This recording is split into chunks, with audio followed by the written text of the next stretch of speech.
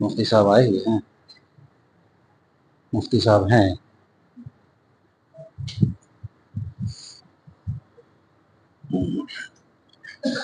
بسم اللہ الرحمن الرحیم وَيَوْمَ يُحْشَرُ أَعْدَاءُ اللَّهِ إِلَى النَّارِ فَهُمْ يُوزَعُونَ حَتَّى إِذَا مَا جَاءُوهَا شَهِدَ عَلَيْهِمْ سَمْعُهُمْ وَأَبْصَارُهُمْ وَجُلُودُهُمْ بِمَا كَانُوا يَعْمَلُونَ وَقَالُوا لِجُلُودِهِمْ لِمَ شَهِدتُّمْ عَلَيْنَا قَالُوا أَنطَقَنَا اللَّهُ الَّذِي أَنطَقَ كُلَّ شَيْءٍ۔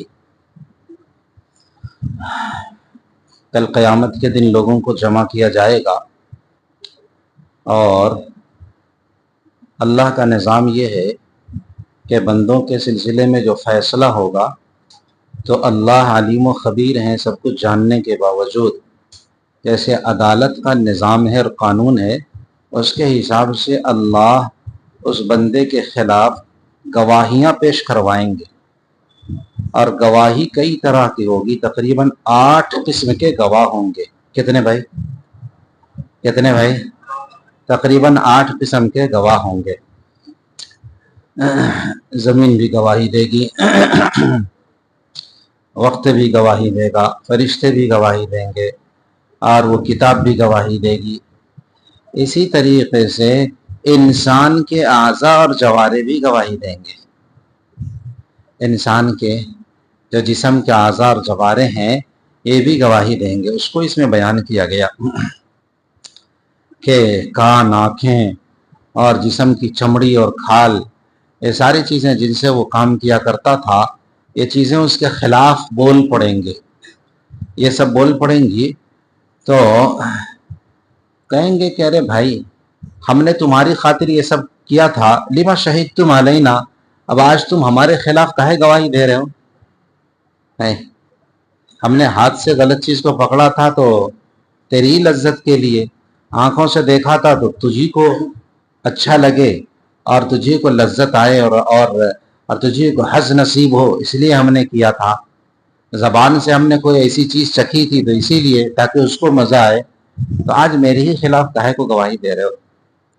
قالوا انطقنا اللہ الذی انطق کل شیء، تو وہ اپنا عذر پیش کریں گے کہ بھائی آج اس اللہ نے ہمیں گویائی دی ہے اور بولنے کی قوت عطا کی ہے جس نے ہر چیز کو قوت دی ہے۔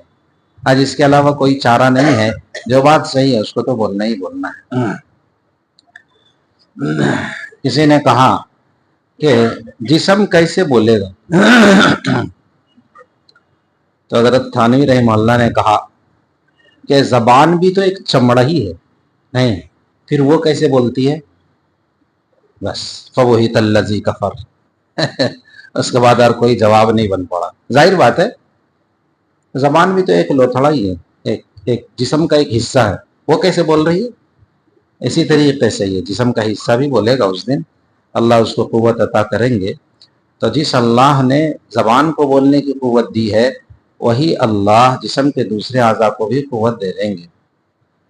اور اللہ فرماتے ہیں کہ تم تو اس بات سے چھپتے نہیں تھے کہ تمہارے کان اور تمہارے ہاتھ اور تمہاری آنکھیں اور تمہارے جسم کے دوسرے حصے گواہی دیں، اس بات سے بھی تو تم چھپتے نہیں تھے نا، تم تو سب ان کو دکھا کر کے کام کرتے تھے، چھپ کر کے کرنے کی تو کوئی صورت نہیں تھی۔ ہاں البتہ تمہارا یہ خیال تھا کہ اللہ نہیں دیکھ رہا ہے، گویا کہ اللہ سے چھپ کر کے تو سب کام کر رہے تھے گویا اپنے خیال میں، اور جسم سے چھپاتے نہیں تھے۔ آج جسم تمہارے خلاف بول پڑا ہے، حالانکہ اللہ سے کوئی چیز چھپتی نہیں ہے۔ ذَلِكُمْ ظَنُّكُمُ الَّذِي ظَنَنْتُمْ بِرَبِّكُمْ أَرْدَاكُمْ، یہی وہ خیال تھا رب کے بارے میں کہ جس خیال نے تمہیں آج ہلاک کر دیا۔ فَأَصْبَحْتُمْ مِنَ الْخَاسِرِينَ، تو آج تم گھاٹے والوں میں سے ہو گئے، آج تمہارا خسارہ ہی خسارہ ہو گیا، نقصان ہی نقصان ہو گیا۔ فَإِن يَصْبِرُوا فَالنَّارُ مَثْوًى لَهُمْ وَإِن يَسْتَعْتِبُوا فَمَا هُمْ مِنَ الْمُعْتَبِينَ، صبر کرو یا نہ کرو سب برابر ہے، آگ تمہارے لیے ٹھکانہ ہے۔ اگر تم پلٹ کر کے اللہ سے معافی تلافی کرنا چاہو، اپنے گناہوں پر نادم ہونا چاہو، تو اس کا موقع ختم ہو گیا، اب نہیں ہے اس کا موقع۔ تو معلوم ہوا کہ بندے کو چاہیے کہ ہر وقت اللہ کا استحضار رکھے.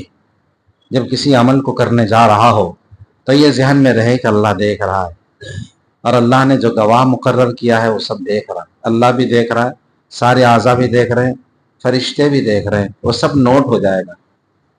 فرار کی کوئی صورت نہیں ہوگی، بھاگنے کی اور بات بنانے کی کوئی صورت نہیں ہوگی. اس لیے اس توجہ اور اس خیال کے ساتھ اور اس ذہن کے ساتھ آدمی کو زندگی بسر کرنا چاہیے کہ ہر وقت ہم اللہ کی نظر میں ہیں، اور اللہ نے جن گواہوں کو ہمارے لیے طے کر دیا ہے وہ سب گواہ اپنے طور پر ساری اچھائیوں کو اور خرابیوں کو نوٹ کر رہے ہیں.